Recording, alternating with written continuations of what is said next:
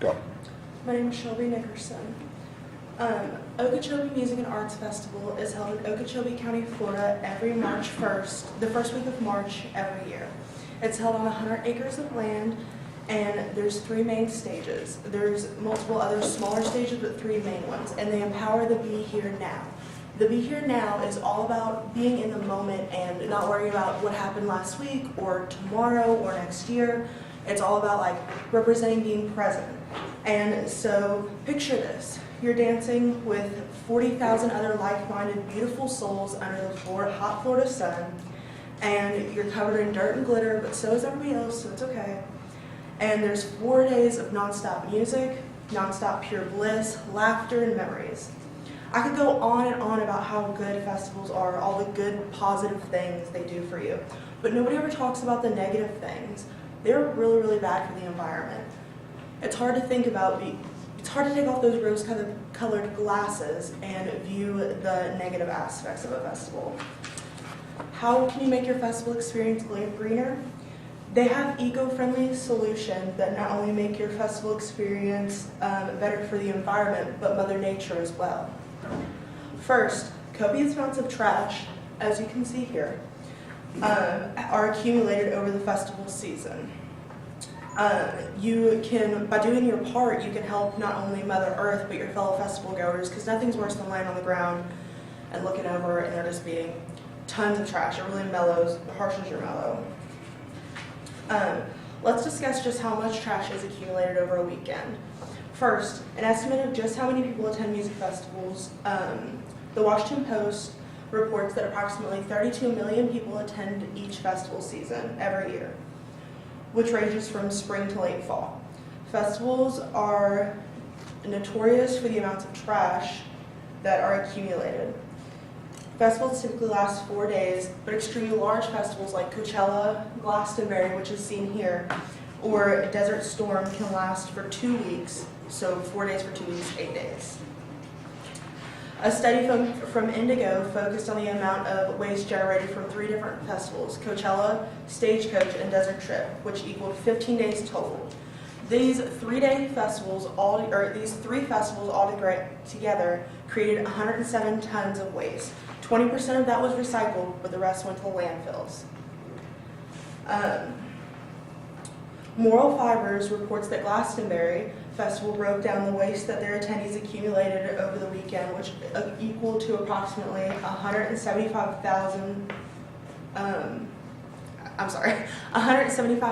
people were in attendance, which equal to 500,000 bags of trash.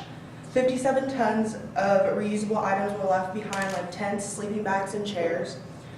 The cost of the festival to dispose of that was $780,000 for the whole weekend. And then here's a picture of the Glastonbury Festival.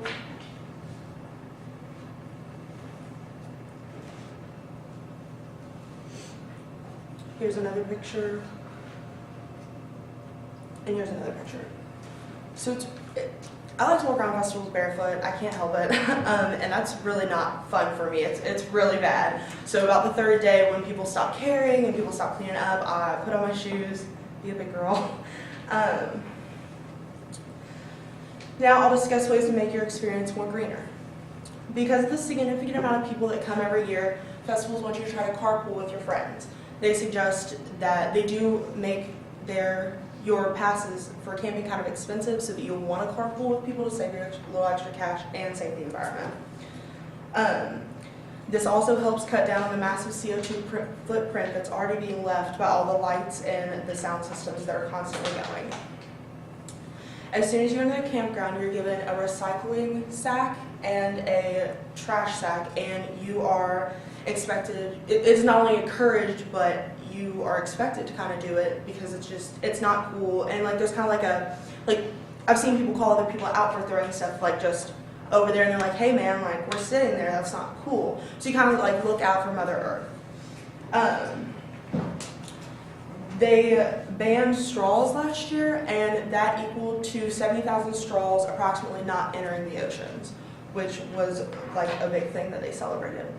Another awesome way that Okeechobee gears people towards recycling more is the Clean Vibes Trading Post.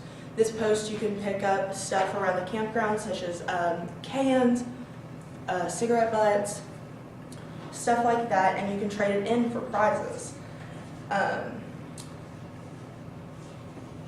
The Okeechobee official website reported that during the 2018 Clean Vibes Trading Post was given 56,250 bottles, caps, 26,390 cigarette filters, 3,675 glow sticks to recycle for prizes.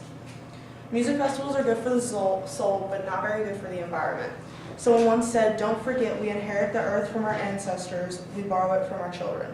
Hopefully in the future, 100% eco-friendly music festivals can happen, but until then, we'll just have to do what we can. You can carpool and you can recycle, which are two really, really good ways to help. It is your individual responsibility as festival goers to protect Mother Earth. Thank you. Okay.